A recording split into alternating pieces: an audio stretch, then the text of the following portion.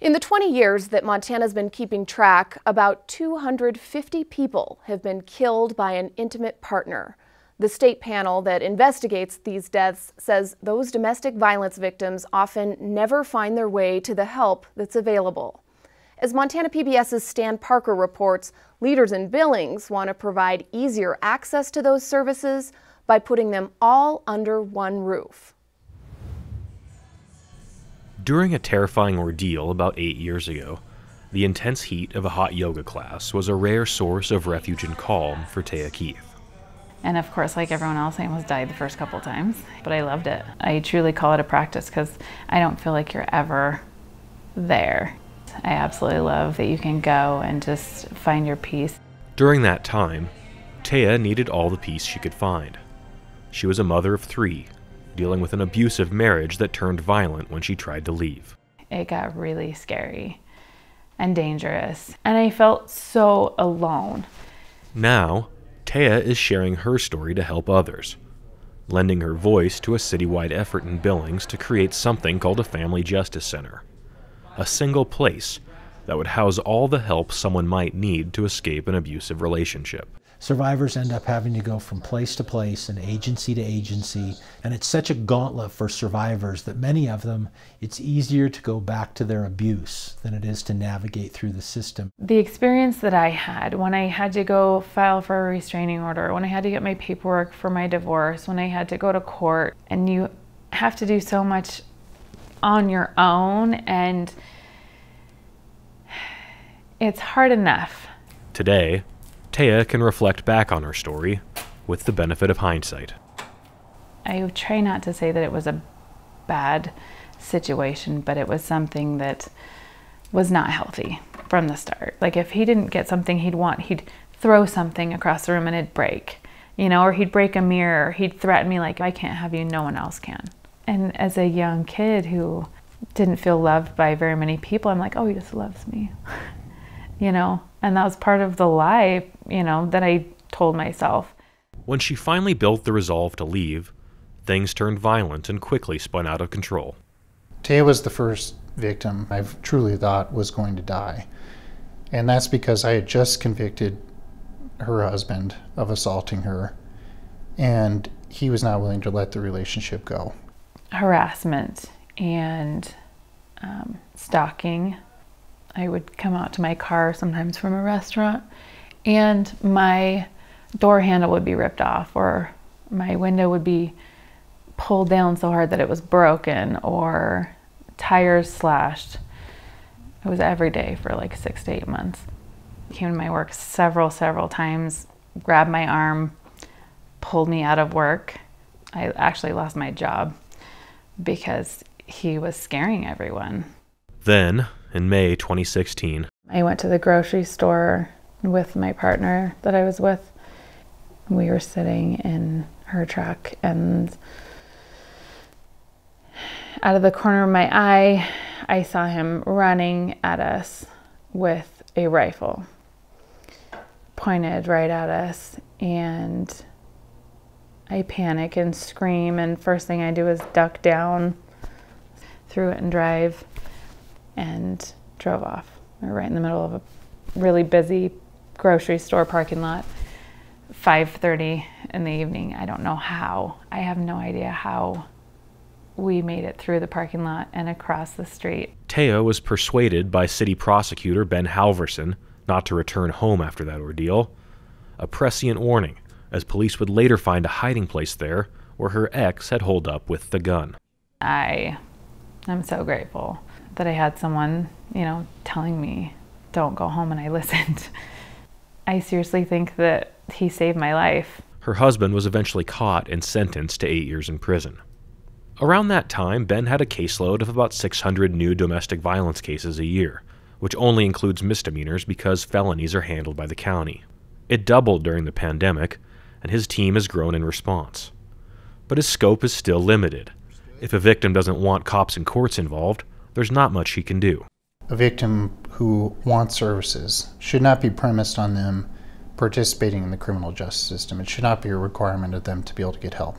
If they get out of a bad situation, that's what matters. He worries that if his office can't give someone what they need, that may be the end of the line.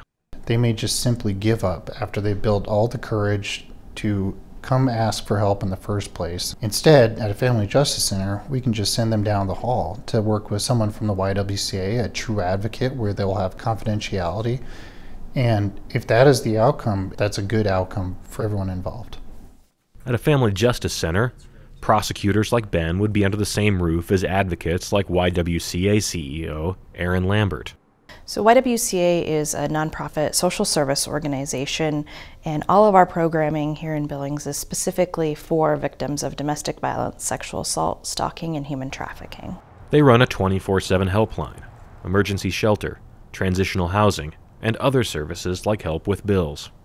Aaron hopes bridging the gap between social services and the criminal justice system would help the YWCA serve more people. The need, she says, is great. In the last 90 days, we had 213 times that somebody called on the phone, and we had to tell them that we didn't have room in shelter. Obviously, a family justice center won't fix the shelter capacity issue, but it should help us with some of the case management and advocacy services and create some expansion and allow us to serve more people. In September, the YWCA hosted a strategic planning session, attended by city leaders, dozens of organizations, and a national outfit called the Family Justice Center Alliance, which helps develop family justice centers. Next, I'd like to invite Katie Nash, who is the domestic violence investigator with Billings Police Department. She's really the reason we're here. This is her vision, and she's really pushed it forward, and I'm thankful for that. The system, the courts and police only serve a fraction of the victims in this community. The YWCA sees a lot of victims and survivors that I never get a chance to work with. We can't claim to have a safe community when people are not safe in their own homes. Leading many of the sessions was Casey Gwynn, who started the first Family Justice Center in 2002 in San Diego. There are now more than 130 centers around the country, making countless resources accessible through a single door. The time that saves can save lives. For as Taya can attest, time is something victims often don't have. I had to work. I had to pay the bills. I had to do all of these things. So he was keeping me busy with all these things so that I couldn't go file for divorce or couldn't, I didn't have the money to. And it's more than mere convenience. It's also about stopping escalation in its tracks. The nature of domestic violence, it's about control. And so when an offender loses control of a victim because she has contacted a divorce attorney or contacted a landlord to get a different apartment, that kind of thing, that sets off a red flag for the offender that their control is slipping. So if the victim could access all the services in one location, it would help extricate her from the dangerous situation potentially before it turns even more dangerous. Offenders also rely on isolation to keep control, something a team approach can undermine. I think it also lets victims feel empowered, that they have a community behind them, kind of wrapping them in support, takes the power away from the offender. Katie was the investigator on Taya's case. Katie was the one that I felt safe talking to. I am so grateful for her. So in every family justice center that we develop all over the United States, we always challenge them to create what we call a Voices Advocacy Committee. And it is usually local survivors that have experienced domestic or sexual violence that want to give back. They want to advocate for change in systems. We want all that feedback from survivors because our fundamental value is to be accountable to them. I think being in a building that is well lit up and known, easily accessible, preferably like downtown, because I feel like secrets are probably the #1 reason things aren't brought to the surface. People hide things, they're embarrassed, they're scared. Making that first step to go somewhere and then just feeling that inviting, warm, safe place, it's like then you have no more secrets, then you can move forward. It's completely community designed. There's not this larger government agency or this consulting firm that's coming in and saying, you know what Billings really needs is this type of family justice center. Ellie Stanton came to Billings as an AmeriCorps Vista volunteer to help coordinate the planning process. It's community members coming in and saying, I really want to have housing authorities in my family justice center. I really want to have a yoga studio. I really want to have a hair salon because after getting interviewed by a cop, I really want to get my hair done and feel good about myself. I think maybe even yoga, like part of that being like the animals, you know, and having that wellness. Yes. I love the equine. I mean, horses are probably one of my favorite things in the world. It's just, yeah. Erin hopes to include services for children that witness domestic violence. The reality is we know that kids who are exposed to trauma grow up and either end up committing acts of violence within the family or tend to be victims in the future. And, you know, I've been doing this long enough. I've seen kiddos that I knew who were here with their mom come for shelter as adults when they had their own victimization. Breaking the cycle is a shared goal. I've been doing this job for almost 9 years, and I've already prosecuted sons of fathers who did the exact same thing. And that is more depressing than any other part of the job. It's just seeing a child who had no chance. Family justice centers are crime prevention initiatives at the end of the day. Yes, you're dealing with those who've harmed others, but your real goal is to break that cycle, intervene so it doesn't happen in the next generation. And letting victims and survivors know they're not alone. And that's why it's like, just hit so close. Like, I want to be able to give someone that strength. I will never forget Taya. She taught me a lot, and I am so beyond proud of her. I am even more thrilled that she's willing to share her experiences in this process, because it's one thing to hear it from me, but it's another to hear it from her. Apart from teaching yoga and her job as a dental assistant, Taya has also taken up a role as a reserve firefighter and EMT. It's a chance, she says, to help others. I love it. I feel like serving people gives me a purpose. I am so much stronger than I have ever been.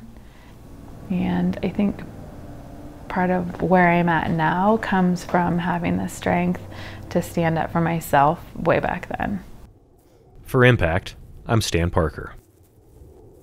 The local organizers are waiting for a report from the National Family Justice Center Alliance to guide the next steps to establish the Billings location.